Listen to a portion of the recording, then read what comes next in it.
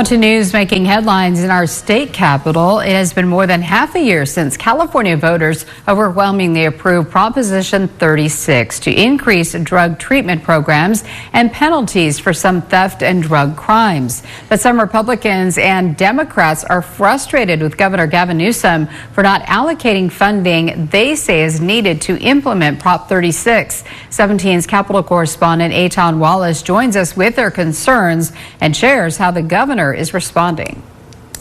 And the will of the voters. That's the message this group of Republican lawmakers and law enforcement leaders are sending to Governor Gavin Newsom on Prop 36. He must do the right thing. When the votes were counted and the 2024 election was all said and done, Prop 36 easily passed statewide with more than 68% of the vote.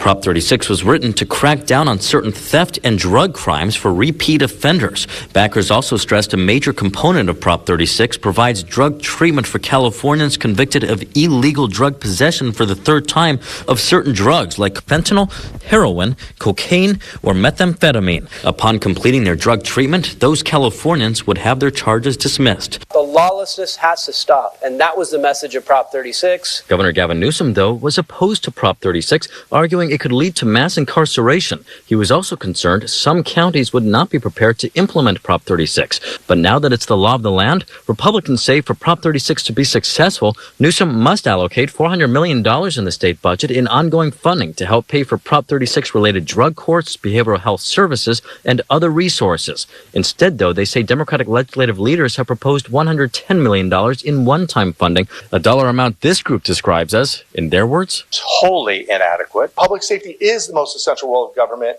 and this should have already been funded. We shouldn't even have to be here. Fund Prop 36 so we can make California safe again. Newsom's spokesperson writing this in response to accusations the governor is not funding certain components of Prop 36. Quote, "That's false. Despite predictably increasing costs, Prop 36 did not contain any funding mechanisms. Nonetheless, the governor will ensure the law is operationalized and his proposed budget provided additional funding." Some Democrats echoing that message. We are honoring the will of the voters.